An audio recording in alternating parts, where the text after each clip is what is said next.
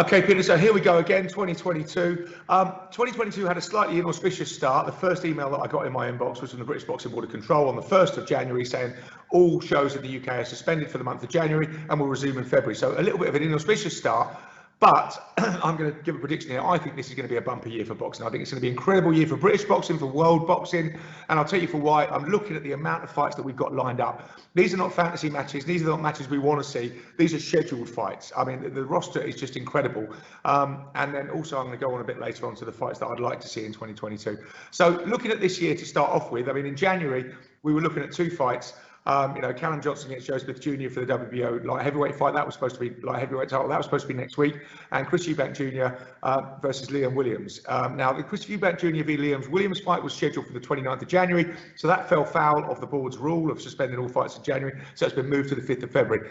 But that's a great fight. It's a kind of, I think that's a real 50-50 fight. I'm going to edge slightly towards Eubank in that fight.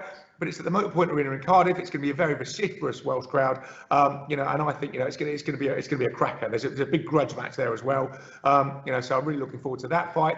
Unfortunately, Callum Johnson has had to pull out of this fight with Joe Smith Jr.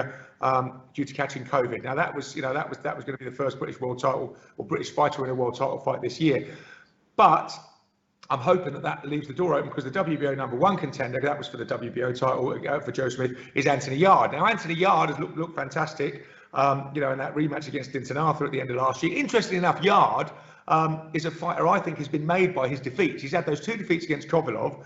First of all, when he went in against Kovalov, we thought, what's he doing in there? And then obviously when he had that, defeat, stopped in 11 rounds, but really looked on the verge of beating Kovalov, we thought, wow, he deserved to be in there.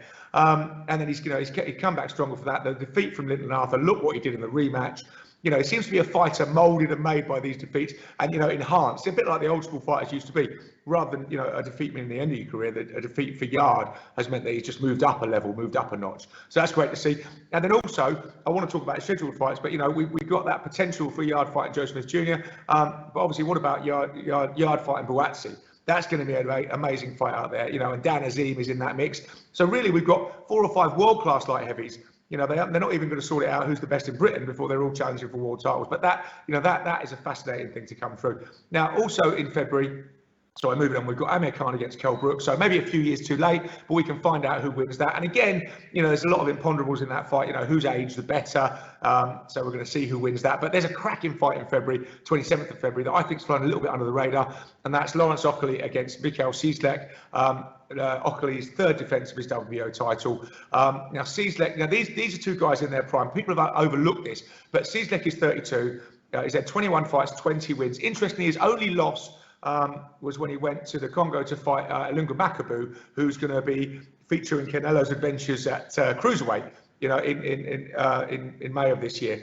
But we'll talk about that in a bit. But Sislek is a great fighter. He's 32. He's in his prime. He's just had that one defeat. He's had 17 knockouts in those 21 fights. Ocala, we've got really high hopes for. It's 17-0 with 14 knockouts. Like I say, third defence of this title.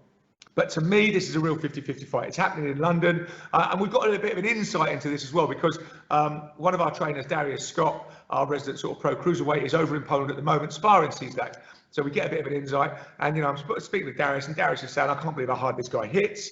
He's a real quality operator, and he's really up for this. He's really coming to grab the title. And as I mentioned, with Canelo's adventures in Cruiserland coming up, you never know. If you win this title, you might get the golden ticket. You might get the £10 million fight next, to defend against Canelo. So everything's up for grabs in this fight. The cruiserweight division is really sort of set alight by Canelo's move up there. So, we're going to see what happens there. But that's 27th of February, Lawrence Ocala against Michael Sislek. And then moving on, these are mouth-watering fights. We've got Josh Taylor, having won that undisputed junior welterweight title, coming back to fight Jack Catterall. Now, people think this is just, he had the big fight and now he's coming back, just to make a sort of mandatory defence in Scotland. But Jack Catterall is a very live opponent, undefeated opponent. I think that's going to be a cracking fight. I do think Josh Taylor is absolute class, and I think he'll win that. But I think it will be a brilliant fight. I think it'll be a late stoppage for Taylor. But either way, it's going to be a great fight. Now, fights that are nearly nailed on, but not quite nailed on. Now we're moving into the realms of the heavyweight, where the fights kind of pop up and disappear like phantoms. But we should be seeing in March or April Tyson Fury against Dylan White. That should finally get nailed on. There's a little bit of arbitration that Dylan White's doing with the WBC, but that should happen. And Alexander Usyk v Anthony Joshua, the rematch. Now again, those fights should be coming up in London. So it's great to see those. And obviously, if we get a Joshua and Fury win in each of those fights, we're going to be set up for the fight of the decade between those two. So that's a really exciting thing for this year. But again, looking around, we've also got Michael Conlon against Lee Wood. A fascinating fight coming up. Lee Wood is looking brilliant, and obviously Conlon we've got very high hopes for. Lee Wood looked great, dominating Kanzu. And also we've interestingly got a clash of trainers in this fight, because Ben Davidson has been training Lee Wood and has obviously really brought him on, and Michael Conlon is trained by Adam Booth. So we're going to have a bit of a tactical battle between the trainers in that fight. And that also plays into another great fight that's being made at featherweight, Josh Warrington against Kiko Martinez. Now, Kiko Martinez obviously stopping Kid Galahad, the old warhorse coming from behind in his last fight. And then Josh Warrington has previously beaten Kiko Martinez on points when Josh was flying high. Now, Josh really wants to get back in the mix, and this is for his old IBF title. But Kiko Martinez will have other ideas, and apparently was very keen for the Josh Warrington fight. Now, is Kiko really enjoying his Indian summer in his career, and is Josh the fighter he was when he beat Kiko on points last time? We're going to find out. And then out of that, Michael Conlon against Lee Wood, Josh Warrington against Kiko Martinez. There's got to be a unification match after that at featherweight to really, find out who's the man. In May, we've got Katie Taylor against Amanda Serrano. Now, this, of all the mouth-watering fights that I've just outlined, if I had to pick one that I was going to go to, it would be this one. Katie Taylor v Amanda Serrano in New York.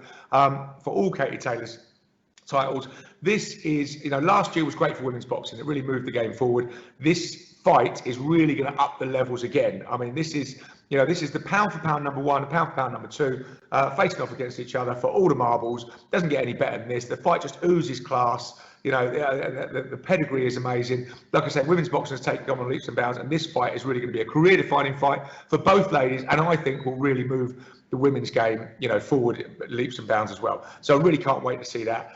And also, another fight we've got nailed on in May is Canelo v Makabu up at cruiserweight, as we mentioned on the Cinco de Mayo weekend. So that's going to be a really interesting adventure for Canelo up there.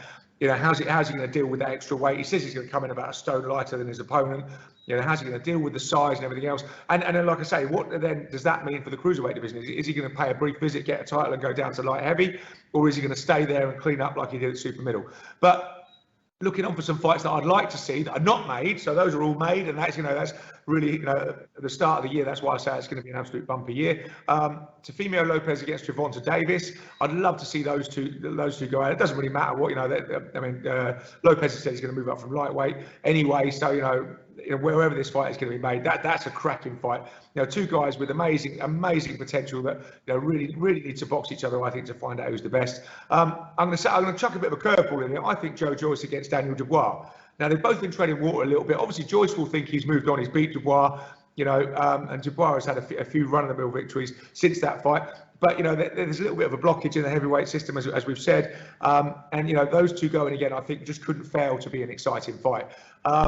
So, I'd like to see that. Conor Benn obviously looked great last year. Interestingly, I'd like to see him against Adrian Broner. I think that's a good fight for him. That's a very winnable fight against a big name opponent that he could move on to. But also, the one that Frank Warren is calling for is Conor Benn against David Avician. Now, that would be a cracking fight. Now, that would be a real 50-50 fight, I think. We would really see, where Conor sits with that one. So, really looking forward to seeing what he does later in the year. And also, we talked about Canelo's adventures at cruiserweight. I would also really like to see him. The best opponent, I think, out there for him is to drop down to light heavy, and Beterbiev, who's an absolute animal. 17 fights, 17 wins. The leading light heavy out there, and all those fights have been kind of bloody stoppages. His nickname is the Beast, and he kind of deserves that nickname. So, Canelo against him, would be amazing. So, I really hope to see that fight. But it's going to be a really interesting year, Peter. I just think all those fights I've outlined, they're 50-50 fights. They're cracking fights. And this is January. We haven't really made half the fights for the year yet. So, not only, like I said to you at the start of this, the fights that we've got nailed on would make a great year. And the fights that are going to happen, that are out there floating around, it's going to be a brilliant year. And hopefully we'll get some resolution at the top of that heavyweight tree.